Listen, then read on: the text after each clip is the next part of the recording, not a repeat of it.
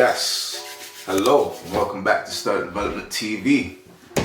Okay, so today we have a very special guest, Jesse, as I know him, and also,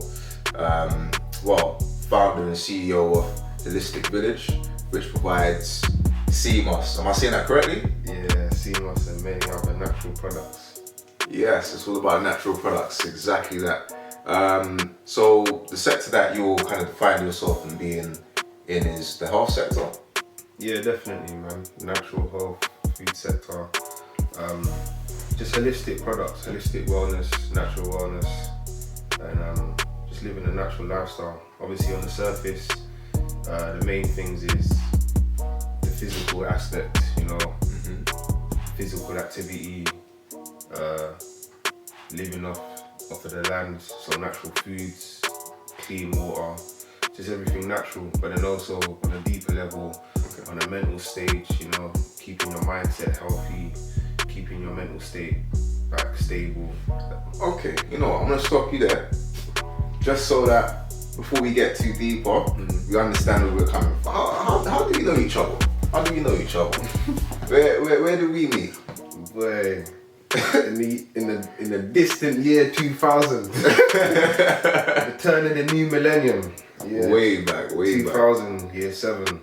Yeah. The institution of Cardinal Hensley High, I believe it was. Definitely, man. Rocking that full beard, that full bush, year 7. I thought he was fully a grown man. If it weren't for the uniform, I would have said he was a teacher, cuz. Listen, that life had that stage there had its pros and its cons and its benefits, and it came with a lot of disadvantage. People think you're older, so you get targeted by older people. Yeah. I had a lot of trouble from older boys who thought I was their age, but met in year 7, and we're obviously in the year 2021, so known as probably 21 years. Yeah, for real.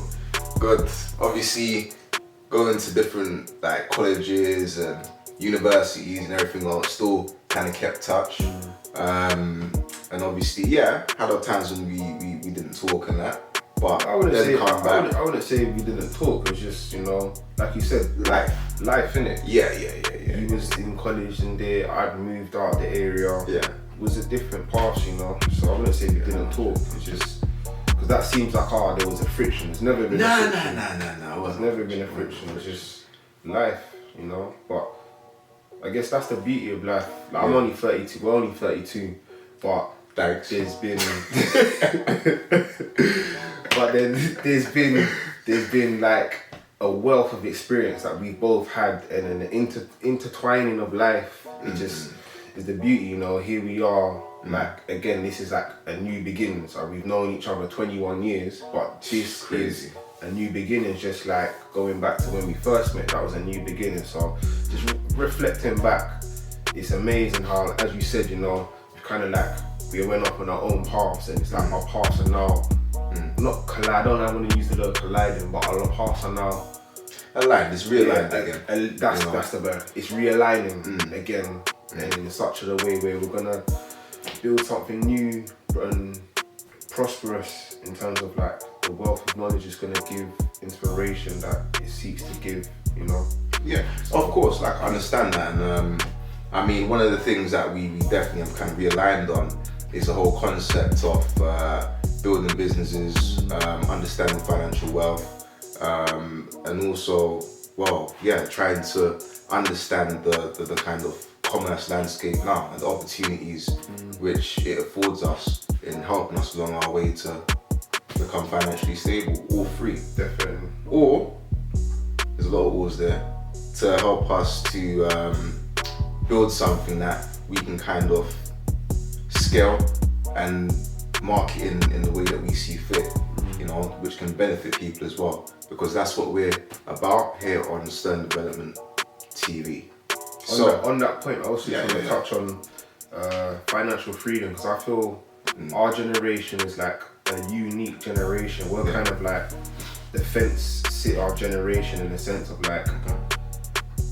the generation beneath us, if you want to call it 5 to 10 years or whatever, they're more what you want to call the millennial generation, and then the ones above us is kind of like I don't know, I think the baby boomers are ones who are born in like the 50s or 60s or something like that. I'll be honest with you, my knowledge doesn't span that I one. can't remember, but the point being, we came through, if you want to call it, the ending of the previous era, not just the sense of 1999 going into the new millennium, but the ending of the transition into, if you want to call it, the modern technological age where there's so much reliance with things like the internet and electronical technology, because technology is just how you utilize any resource or whatnot. So a stone being used into, I don't know, grinding herbs and making ointment is a form of technology, but we use the word technology and we think of electrical devices. So again, coming back to the point, we were born in kind of that, we've come up in that kind of transitional period.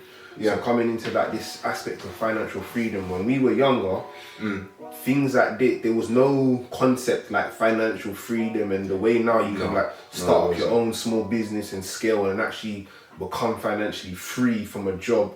It was like, we were the generation where we'd kind of seen and realized now we don't want to go the traditional route of go get a job, alright, thank you, that's exactly what I was to touch on, because obviously from our generation we was told, well, I'm sure you may have been told something else, or maybe the same thing in different ways. Stop me and correct me whenever you're ready, but go to school, go to college, go to uni, get a job, keep that job, get married, and retire. I mean, the marriage part aside, just to focus on the financial freedom, because again, it's on the financial aspect, then that was the template, and then we come up in the era of kind of like knowing that like I don't really want to, but there wasn't this kind of options where it's like there's so many people becoming like YouTubers now, and just or selling their own products, selling their own merchandise, or just like literally documenting their lifestyle. So even like a YouTuber, literally their life, doing what they love doing, and they're making money, people subscribing to them, getting sponsorship from YouTube, getting sponsorship from other people, getting influencer money, so people come in and monetizing them, promoting their products, selling their own merchandise because they've got a big fan base now, so they just literally come up their own merchandise. So and being able to market as well. Over the internet. Open market. More of a wider reach, basically. Exactly. Whereas obviously back in the day, if you wanted to advertise, you probably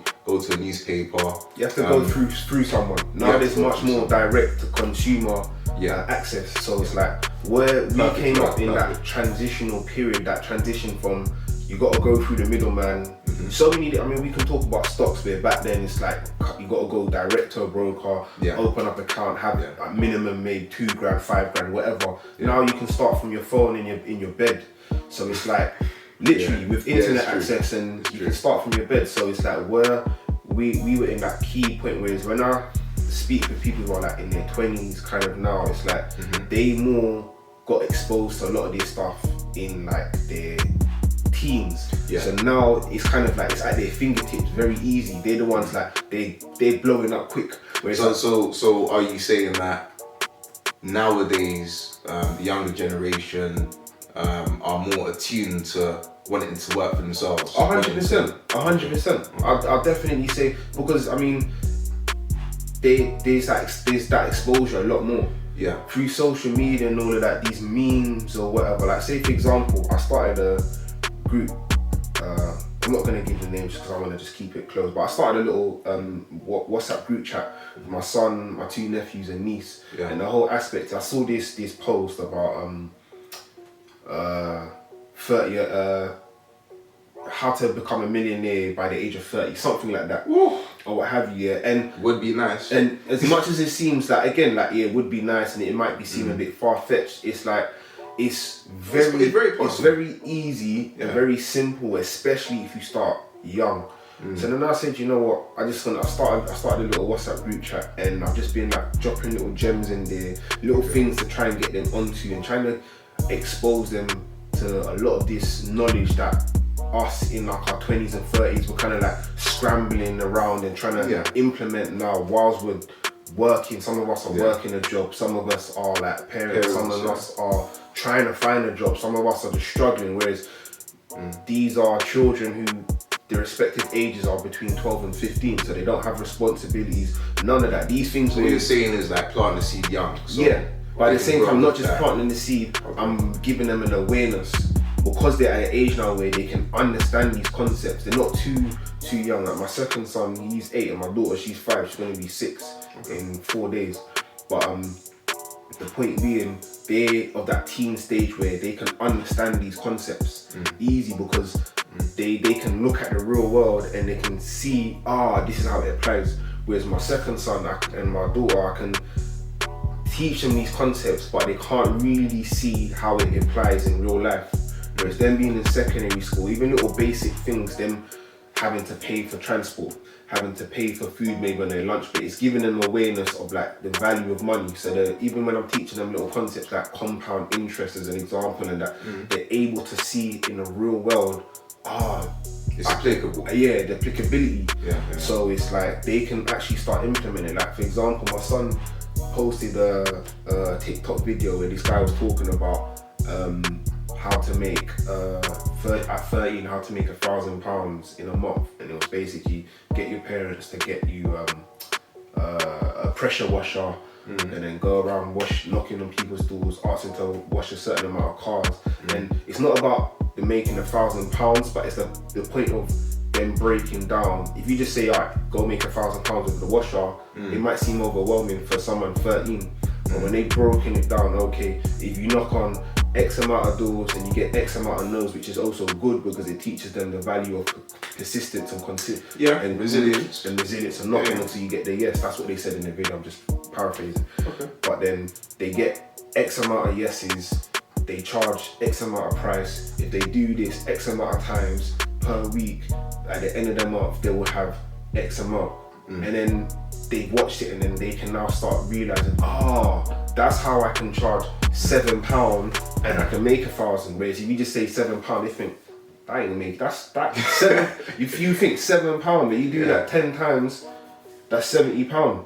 You do that, you do that 10 times again. Basically learning scalability, isn't it? Basically. Like bit by bit you can build something to make. That long drawn out explanation, coming back to the point of, again, coming back to the financial freedom, and our generation is kind of like that transitional generation, where it's the generation beneath us, they're the ones who are really going to accelerate through this and what have you. And again, this is the whole point of things like sterling development, teaching, and not just teaching but also passing on the buck, because we're all learning but we can all share something. We don't have to be 8-figure, 9-figure, 10 figures to be able to pass on the buck. In all honesty, it's more of a thing of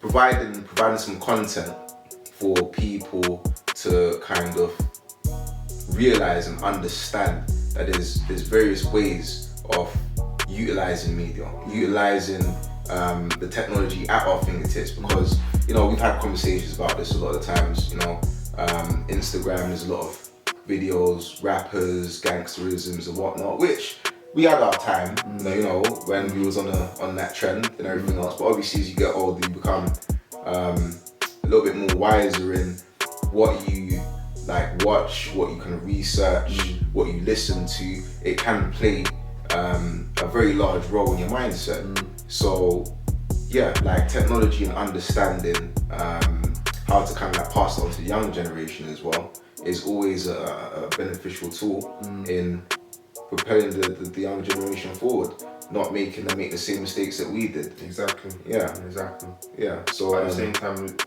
you said, like teaching them, and just helping them accelerate, man. Just helping them get to the stage where they can get to our age and be able to do things like say, like, you know what, I'm gonna go. Like my friend now, he's gone to Kenya for 3 months. Okay. And Why did you go there? I'm like, I'm just going in it. Just why not? Why not? But you get me, like when we're stuck in a rat race, 3 months to go somewhere like that, it's like more time you're going for some form of tragedy, someone's died, so you're going for a funeral or something. It's just like, it's not a thing of like, I'm just going because why not? It's my life to do something like say, you know what? I'm gonna travel somewhere to another country and I'm just gonna go live there for 3 months. Like, Can learn a lot as well, and obviously it helps to build on your perspective. basically options, because even if it's not that, you might just want to I don't know, you might want to build a business for 3 months. Whatever it is, it's just about being able to have options and like just execute them. Being able to just, I want to do this, and you can do it. And obviously it's not easy, you got to work for it, but if you do it from an early, young age, you don't have to work as hard as we do when we get to our age and we start starting. Responsibilities, because we start feeling like we've got less time, because we wanna do some of these things whilst we're still young. Whereas if you become, you don't even have to become a millionaire. No, if you become a multi-thousandaire by the time you're in your 20s, you can live a very good life, because you can just set up passive incomes whereby everything's taken care of. But when you start trying to become a thousandaire in like your 30 somethings, then you start feeling like, ooh, I'm a bit behind. You get me? Yeah. But I mean, at the end of the day, that's just it though, isn't it? Because development is something that you can take up at any age. I mean, I could easily give you an example of, you know, Colonel Sanders. He started, you know, at a certain time, but he didn't actually become, financially successful until I think he was in his 60s. Yeah, he was in his 60s. Yeah, he was in his 60s. So Samuel Jackson as well. He didn't blow until late, like older than our age. Older than our age. And you look at Samuel now, and all our life is best life. All our life that we've known Samuel, he's been, he's seemed like, he's successful and he's made it, and we'll look to him like, you know, not like I wish I want to be like that, but we look to him for like inspired. You get inspired, but then at the same time you look at his life story or what have you, and there's a lot of controversy. When I say controversy, it's not like he's done bad stuff, but he wasn't always winning. Put it like that. There was a lot of losses. You get me? There's some like near-death situations, near-death personal family situations where were a turning point for him. Deep story. You look at his story. I don't like always giving everything. I like, you know, people go and do your own research. But yeah, exactly. That's how people learn. And obviously, this is what development is all about.